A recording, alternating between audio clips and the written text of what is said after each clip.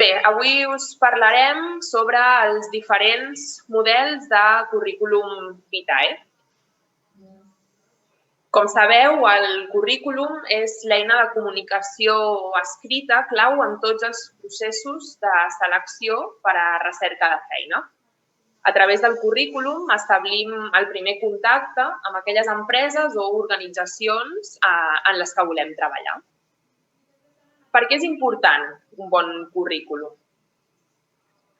Doncs és evident que si és la primera impressió que l'empresa tindrà del nostre perfil professional, en gran mesura dependrà d'aquesta eina que l'empresa em contacti per fer una entrevista o no. Existeixen formes oficials de currículum? Bé, direm que existeixen diferents tipus i diferents models de currículum que ara us explicarem. Quina extensió ha de tenir un currículum? Aquesta sempre ha estat l'eterna pregunta, però un currículum ha de tenir sempre l'extensió òptima per a que sigui fàcil de llegir i entenedor per la persona que el té al davant. Bé, el primer model que us presentarem és el currículum cronològic invers. Aquest currículum igual és el més utilitzat per la majoria de persones que estan en recerca de feina i mostra la informació ordenada de manera de més recent a més antiga. Aquesta informació es mostra així tant en la trajectòria laboral com en la formació. Aquest tipus de currículum té diverses potencialitats, així com també té diversos riscos. En les potencialitats podem dir que facilita una lectura clara i comprensible i que posa èmfasi en l'última experiència professional que hem tingut, així com també destaca l'última acció formativa que s'ha realitzat. Evidentment, la persona que ens vol contractar, el que més li interessa és allò últim que hem fet, ja sigui del caire laboral o formatiu. Pel que fa als riscos, sí que és veritat que serà molt visible el temps que s'ha estat sense treballar, per exemple, o bé, si no hi ha una formació contínua, si, per exemple, només hem realitzat una formació bàsica i ja no hem tornat a tenir més formació mentre hem estat treballant, quedarà molt visible aquest buit. El currículum cronològic invers és ideal, per exemple, per si es té una trajectòria professional ascendent.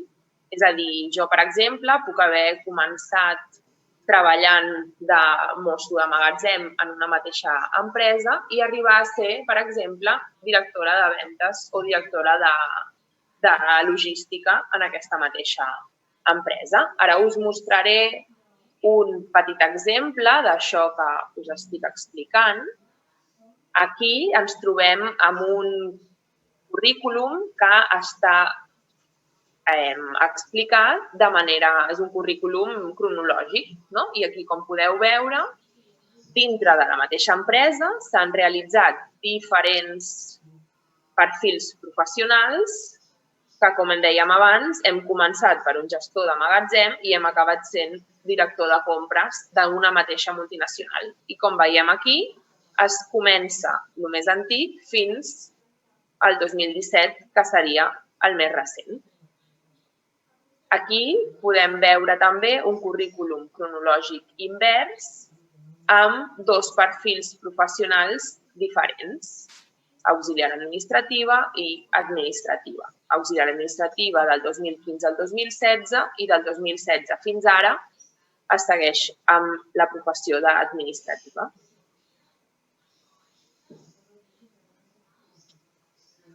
Perdona, Paula, una pregunta. Digue'm. És positiu enviar el mateix currículum a totes les empreses o a totes les ofertes? No, en la mesura que puguem, sempre és recomanable que el currículum s'adapti a cada oferta i a cada empresa, ja que difícilment ens demanaran el mateix en totes les empreses. Així que en la mesura que puguem hem de procurar no tenir només un currículum per enviar a tot arreu.